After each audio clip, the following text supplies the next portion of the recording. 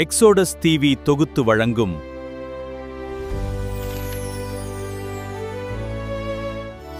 அருளுரை துளிகள்.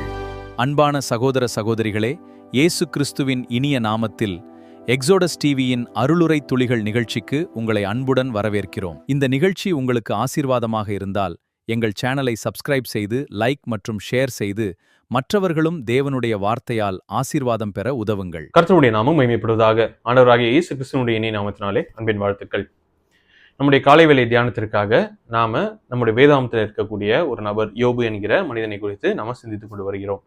கடந்த 2 வாரங்களாக நாம் அவரை குறித்து நாம் 2 முக்கியமான காரியங்களை தெரிந்து கொண்டோம். முதலாவது, வாழ்க்கை நமக்கு அர்த்தமற்றதாக தோன்றினாலும் கூட கர்த்தர் மீது நாம் நம்பிக்கையுடையவர்களாக இருக்க வேண்டும். அவர் யார் என்பதை அறிந்து அவர் மீது நம்பிக்கையுடையவர்களாக இருக்க வேண்டும் என்று சொல்லி 3 காரியங்களை நாம் சிந்தித்தோம். இரண்டாவதாக, நமக்கு வரக்கூடிய சோதனைகள், அதற்கு நடுவாக நம்முடைய ரெஸ்பான்ஸ், நம்முடைய பிரதி உத்தரவு எப்படிப்பட்டதாக இருக்கிறது என்கிறதை குறித்து ஒரு 3 காரியங்களை நாம் கடந்த வாரத்திலே சிந்தித்தோம்.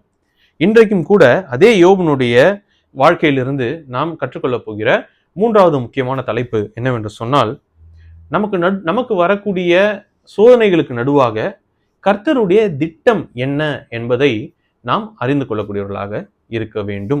அல்லது கர்த்தருடைய திட்டம் என்ன என்பதை நாம் நம்முடைய சோதனைகளுக்கூடாக அறிந்து கொள்கிறதற்கு கர்த்தர் உதவி செய்யக்கூடியவராக இருக்கிறார். சரியா? யோபுடைய வாழ்க்கையில இருந்து 3 காரியங்களை நாம் சிந்தித்து இந்த தலைப்பு கீழாக நாம சில காரியங்களை கற்றுக்கொள்ள போகிறோம். முதலாவதாக, இங்கே யோபு அறிந்து கொண்டது என்னவென்று சொன்னால், கர்த்தர் எவ்வளவு பெரியவர், அவருடைய ஞானம் எவ்வளவு பெரியது என்பதை இங்கே யோபு புரிந்து கொள்ளுகிறார். அறிந்து கொள்கிறார்ன்றதை தாண்டி புரிந்து கொள்கிறார். He understands it.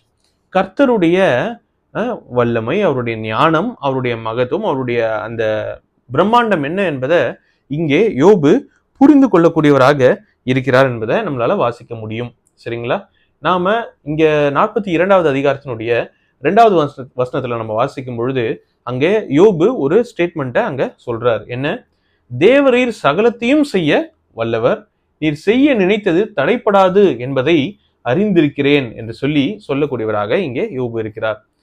நம்ம இன்னும் ஒரு சில அதிகாரங்கள் முன்பதாக 38வது அதிகாரத்துல எல்லாம் நம்ம வாசிச்சோம் அப்படின்னா, கர்த்தரே என்ன செய்கிறார் என்று சொன்னா 33வது அதிகாரத்திலாம் தன்னை யோபுக்கு வெளிப்படுத்துகிறார். வானத்தின் நியமங்களை நீ அறிவாயோ, அது பூமியாலும் ஆளுகையை நீ திட்டம் பண்ணுவாயோ அப்படின்னு சொல்றாரு. அதுக்கப்புறமா நம்ம அந்த 4வது வசனத்துல நம்ம வாசிக்கும் பொழுது, நான் பூமியை அஸ்திபாரப்படுத்துகிற போது நீ எங்கே இருந்தாய், நீ அறிவாளியானால் அதை அறிவி அப்படின்லாம் இங்கே யோபை பார்த்து கர்த்தர் கேள்வி எழுப்புறது நம்ம பார்க்க. அப்போ கர்த்தர் என்ன செய்ய நினைக்கிறார் என்று சொன்னால், அவருடைய அந்த பிரம்மாண்டம் என்ன என்பதை, அவர் எவ்வளவு அறிவு வாய்ந்தவர், அவருடைய அறிவுக்கும் ஆற்றலுக்கும் யோபனுடைய அந்த அவங்க 2 பேரோட ஸ்டாண்டர்டையும் பார்க்கும்போது யோபு எந்த இடத்துல இருக்கிறார் என்பதெல்லாம் அங்கே ப்ரூவ் பண்ணக்கூடியவராக இங்கே கர்த்தர் இருக்கிறார். இதனுடைய அவசியம் என்னவென்று சொன்னால், யோபு தன்னுடைய வாழ்க்கையிலே தான் வணங்கக்கூடிய கர்த்தர் யார், அவருடைய மகத்துவம் என்ன என்பதை புரிந்து கொண்டு வாழக்கூடியவராக யோபு இங்கே மாறி போனார். அவருடைய சோதனைகளுக்கு ஊடாக தான் இதை அவராலே புரிந்து கொள்ள முடிந்தது. அதனுடைய வெளிப்பாடு தான் இந்த 42வது அதிகாரத்தினுடைய 2வது வசனம். யோபு சொல்கிறார், தேவரீர் நீர் சகலத்தையும் செய்ய வல்லவர், உங்களுடைய வல்லமை பெரியது, உம்மால் எல்லாவற்றையும் செய்ய முடியும், நீர் எதை செய்ய நினைக்கிறீரோ அது தடைப்படாது. ஏனென்று சொன்னா அதை தடைப்படுத்துகிறதற்கு எந்த ஒரு சக்தியினாலும் முடியாது என்பதை இங்கே யோபு ஒப்புக்கொள்ளக்கூடியவராக இருக்கிறார்.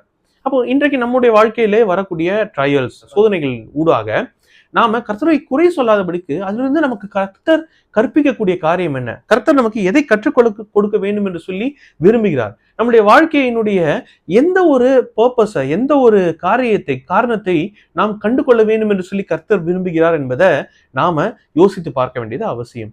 நம்ம ஒவ்வொரு நாளும் கர்த்தரை அனுபவிக்கிறோம் என்று சொன்னால், அந்த அனுபவத்தில் நின்று கர்த்தர் எவ்வளவு பெரியவர், அவரால் என்ன முடியும், நாம் அவருக்கு எப்படிப்பட்டவர்களாக இருக்கிறோம், நமக்கும் அவருக்கும் இருக்கக்கூடிய அந்த ஸ்டாண்டர்ட் எப்படியாக இருக்கிறது, இது எல்லாவற்றையும் யோசித்து பார்க்க வேண்டியது அவசியமான ஒரு காரியமாக இருக்கிறது. இதை யோபு இந்த இடத்துல புரிந்து கொண்டார். தன்னுடைய வாழ்க்கையிலே நடந்த அந்த சோதனை கூடாக அவர் இதை புரிந்து கொண்டு கொடுத்த ஸ்டேட்மெண்ட் தான் இது. கர்த்தர் எல்லாவற்றையும் செய்கிறதற்கு வல்லமையுடையவராக இருக்கிறார் என்பதை யோபு இங்கே புரிந்து கொண்டார். இப்ப யோபனுடைய வாழ்க்கையை நம்ம திரும்பி பார்ப்போமே. கர்த்தர் அவருடைய வாழ்க்கையில இவ்வளவு நேரம் நடந்த எந்த ஒரு விஷயத்துக்கும் ஆண்டவர் ரியாக்ட் பண்ணவே இல்லை, இல்லையா? சாத்தான் எல்லா காரியங்களையும் தொடுகிறதற்கு விட்டாரு. அவனையும் தொட்டு அவனுடைய உடலை முழுசா சிதைக்கிறதற்கும் இந்த இடத்துல ஆண்டவர் விட்டாரு. இங்க எங்கேயுமே கர்த்தர் அவருடைய வல்லமையை யோபு காண்பிக்கலையே. ஆனா இங்க சொல்றாரு யோபு, உம்மால எல்லாமே முடியும். நீ என்ன செய்யணும்னு நினைக்கிறீங்களோ அது தடையப்படாது. அதை நான் நன்றாக அறிந்து வைத்திருக்கிறேன் அப்படின்னு சொல்லி யோபு சொல்றாரு. அப்போ நடந்ததுக்கும் அவர் சொல்ற ஸ்டேட்மெண்ட்டுக்கும் சம்மந்தமே இல்லைல்ல. ஆனா அதை தன்னுடைய வாழ்க்கையிலே அவர் புரிந்து கொண்டார் இல்லையா? அதை புரிந்து கொண்டதுனாலதான் அங்க அதற்கு அப்புறமாக அவருக்கு ஆசீர்வாதம் வருகிறது. அப்போ யோபு புரிந்து கொண்டது போல நம்முடைய வாழ்க்கையிலே நாம் கர்த்தரை புரிந்து கொண்டிருக்கிறோமா? இதைதான் நாம் முதலாவதாக யோசித்து பார்க்க வேண்டும். இரண்டாவதாக என்ன நடக்கிறது என்று சொன்னால், இந்த சோதனைகள் எல்லாம் நமக்கும் கர்த்தருக்கும் நடுவாக இருக்கக்கூடிய ஒரு உறவு இருக்கு இல்லையா, அதை மிகவும் ஆழமாக எடுத்து செல்லுகிறது, மிகவும் ஸ்திரப்படுத்துகிறது, இன்னும் ஸ்ட்ராங் ஆக்கக்கூடியதாக இந்த ட்ரையல்ஸ் எல்லாமே இருக்கு, இந்த சோதனைகள் எல்லாமே இருக்கு.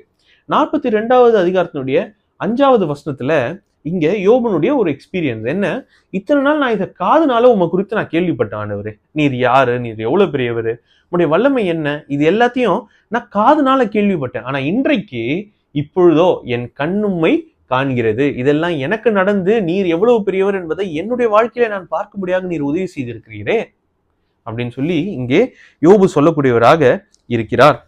சில நேரங்கள்ல ஆண்டவர் நம்முடைய வாழ்க்கையில வரக்கூடிய சூழல்களை நமக்கு அனுமதிக்கிறதுக்கான காரணமே நமக்கும் கர்த்தருக்கும் நடுவாக இருக்கக்கூடிய அந்த உறவை இன்னும் கெட்டி ஆக்குறதுக்காக தான், இன்னும் கொஞ்சம் ஸ்ட்ரென்தன் ஆக்குறதுக்காக தான் கர்த்தர் இது எல்லாவற்றையும் உபயோகப்படுத்தக்கூடியவராக இருக்கிறார்.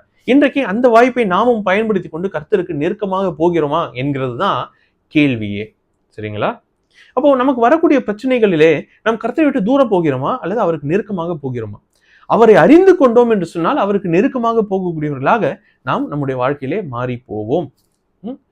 இத்தனை நாள் நாமும் கேள்விப்படுகிறோம், ஆனால் நம்முடைய வாழ்க்கையிலே அதை காண்கிறதற்கு, அதை எக்ஸ்பீரியன்ஸ் பண்றதுக்கு, அனுபவிக்கிறதற்கு நாம் தயாராக இருக்கிறோமா என்ற கேள்வியை நாம் நமக்கு கேட்டு பார்த்து கொள்ள வேண்டும்.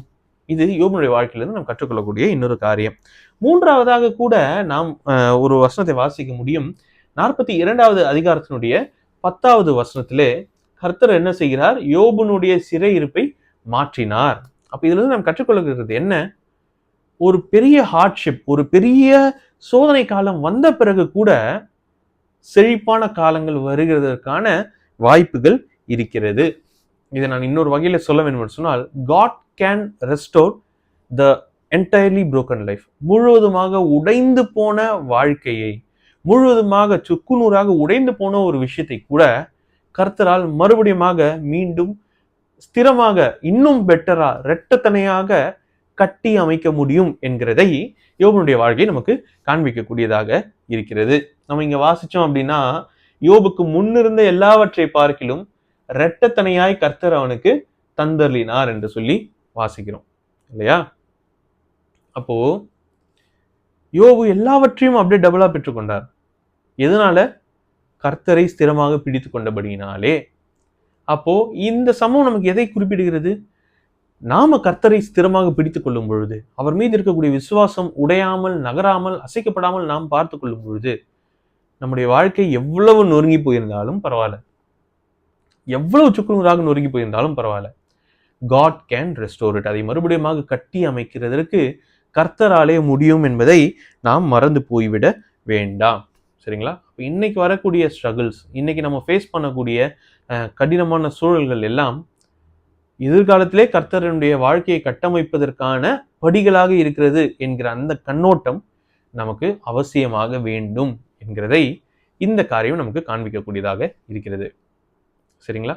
அப்போ கர்த்தர் நம்முடைய வாழ்க்கையிலே சோதனையை அனுமதிக்கிறார் என்று சொன்னால் அதனுடைய காரணம் நம்முடைய வாழ்க்கையினுடைய நோக்கத்தை நாம் தெரிந்து கொள்வதற்கு. எதற்காக கர்த்தர் என்னை படைத்தார், என்னை தெரிந்து கொண்டார், என்னை எதற்காக அவர் இந்த உலகத்திலே வாழ வைத்திருக்கிறார் என்பதை நான் அறிந்து கொள்வதற்காகவே என்னுடைய வாழ்க்கையிலே சோதனைகளை, கஷ்டங்களை, கடினமான சூழல்களை என்னுடைய வாழ்க்கையிலே அவர் அனுமதிக்கிறார். அப்ப இதற்கூடாக நான் அதை தெரிந்து கொள்கிறேனா என்கிறது தான் கேள்வி. நாம் இன்றைக்கு 3 காரியங்களை சிந்தித்தோம். முதலாவதாக, கர்த்தர் யார் என்பதை யோபு புரிந்து கொண்டான், அறிந்து கொண்டிருந்தான், இப்பொழுது புரிந்து கொண்டான், வாழ்க்கையிலே அனுபவித்து காண்கிறவனாக மாறி போனான். இரண்டாவதாக, யோபுக்கு வந்த சோதனைக்கு நடுவாக கர்த்தருக்கும் யோபுக்கும் நடுவாக இருந்த அந்த உறவானது ஸ்திரப்பட்டது, இன்னும் அதிகமாய் அது பலப்பட்டது. நமக்கும் அது நடக்க வேண்டும். மூன்றாவதாக நம்முடைய வாழ்க்கை எவ்வளவு சிதைக்கப்பட்ட வாழ்க்கையாக இருந்தாலும் பரவாயில்ல, there is a restoration. God can do it. கர்த்தராலே இயலும். அவர் அதை கட்டி அமைக்க வல்லமையாக இருக்கிறார் என்பதை நாம் நம்முடைய வாழ்க்கையிலே புரிந்து கொள்ள வேண்டும். யோபனுடைய இந்த வாழ்க்கையிலிருந்து நாம் 3 பகுதிகளாக இந்த சம்பவங்களை எல்லாம் நம்ம பார்த்தோம். சில குறிப்புகளை நம்ம பார்த்தோம். கர்த்தருக்கு சித்தமானால் வரக்கூடிய நாட்களிலே பரிசுத்த ஆவியானவருடைய உதவியோடு கூட நாமும் யோபுவை போல ஒரு ஸ்திரமான, அசைக்க முடியாத நம்பிக்கை கர்த்தர் மீது உடையவர்களாக வாழ்கிறதற்கு கர்த்தர் நமக்கு உதவி செய்யட்டும். கர்த்தருடைய நாமம் மாத்திரமே மகிமைப்படுவதாக. ஆமென்.